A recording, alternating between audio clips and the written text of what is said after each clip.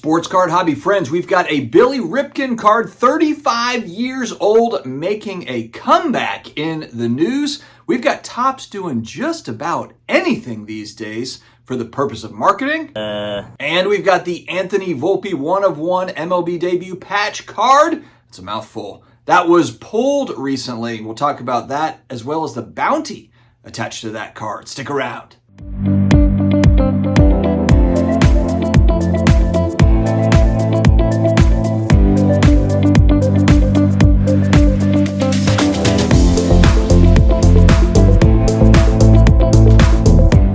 What's going on, sports card hobby family? It is another day, and you know what that means. It's another sports card video from the Sports Card Dad YouTube channel. How the heck was your weekend? Hopefully all the dads out there had a great Father's Day to look back on. Hopefully the kids and everybody took care of you over the weekend, but we are back. Now we're forgotten. It's on to the next day. Nobody cares about us anymore.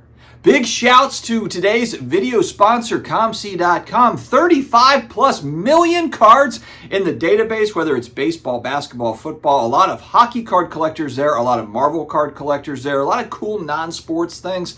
Lots of different things to find on COMC. So if you can't find it on eBay, you can't find it on PWCC or Golden or Hakes or Pristine or any of these other places, go on to COMC and see what's going on. There's some really niche type stuff that winds up there. Head to my links down below to start your COMC journey today. All right, first off, the famous 89 Fleer Bill Ripken, the Billy Ripken card, the Orioles card. Let me first say that I love this card design. You know, the 89 Upper Deck Ken Griffey Jr. rookie card gets all the shine, it gets all the love, hobby love.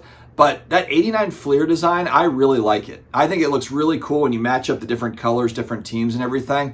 I think that those card designs are very, very cool. And we've got the famous Billy Ripken card where I guess people were really wound up going back 35 years. There was an article in Sports Collectors Daily that talks about how there was a mom, I guess the son had pulled the card on the bottom of the bat, of course, it says F-face down there on the bottom of the bat. I don't think that that was meant to be there, kind of one of those accidental slips that got through that Fleer probably just didn't catch or whatever. And the mom was threatening to sue the card shop owner for selling the pack or whatever. I mean, I'm like, was that really going to be a lawsuit? I don't know.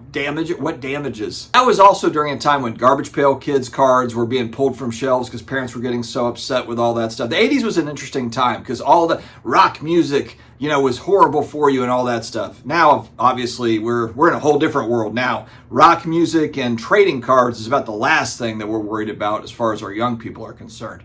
The Billy Ripken card, though, has been resurrected 35 years later. You take the card and put it in the sleeve. Orioles rookie Jackson Holliday has rookie cards that are short print, and there's variations of this card. Fun face on the bottom of the bat. Some of them just have it like whited out, and some of them have like black tape on the bottom of the bat. And these are short printed cards in Topps Series 2. So I guess for the nostalgia's sake, they are going for it. Topps also, my goodness, I saw something on, I think it was Instagram, a guy skydiving, ripping packs. I mean, it's like, what is next with this? I feel like everything that can be tried from a marketing standpoint, credit to Topps, they are trying it. Anything to get attention. We're out at the city dump opening packs. We're skydiving. We're, you know, whatever it is. I made up the city dump part. That hasn't happened yet. That'll probably be next week's Topps promotion or Topps marketing stuff.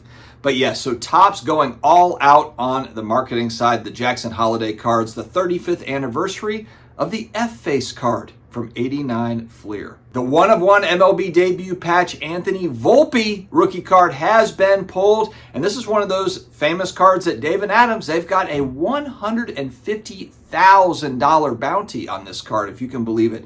$150K, man. Talk about pulling lotto tickets. Somebody pulled a lotto ticket. Now, I guess, will they sell for $150? Will they hold on to it? Will they put it up at auction?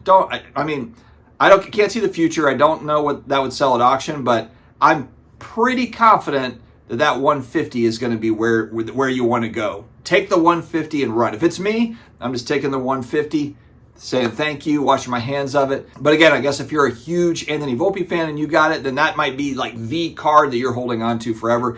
But as we have seen over and over and over, a lot of these new players, prospects, he might not even be as good as Don Mattingly, let alone Mickey Mantle or some of these other greats. So that's just something to keep in mind. I'm very curious to see how these MLB debut patches do over time because I think like a lot of cards, even if it's not a player that has an amazing career, if you look at other kind of inserts and different things over time, you know, the PMGs sell for huge money, even for players that aren't even relevant, guys that didn't have even much of a career at all, but you might have set collectors, or you might just have PMG collectors. I think the same thing kind of goes for these MLB debut one-of-one cards. This is, of course, the card where they're wearing that patch in their first debut game. So there's a cool element to that card. It's game used, game worn. Once they play the game, they take that patch off, they put it on the card, and it's an on-card auto. They're beautiful looking cards. I mean, the cards look amazing, but I'm very curious to see 10 years, 20 years down the road what that looks like. Kind of those first year MLB patch debut cards. I assume they're going to kind of do these every year. What will that look like for some of these big players? I think it's going to be fun to follow. Guys, don't forget to tune in on Wednesday nights, Off-Centered, Flipping Steve's National Giveaway. I talked about it on yesterday's video, but it always is a fun episode. We'll be on there for 90 minutes, probably a couple of hours. Sometimes, depending on how difficult Steve's trivia questions are, sometimes the thing can go on and on. It might have been like 2.5 hour, 3 hour stream when we did this last year, but it's always a good time. So Flippin' Steve's got his national giveaway that will be coming up on Wednesday evening on Off-Centered. So make sure, don't miss it. Make sure you join us there on Wednesday night. And then we've got Hobby Palooza next weekend on that Sunday. We're going to be same cast, same crew. Me, Flippin' Steve, and Neo Cards and Comics will be on that show for an hour as well. So looking forward to all the good stuff, all the live shows we've got coming up here shortly. Friends, have an amazing day ahead. Stay healthy, stay awesome, and I will talk to you again later.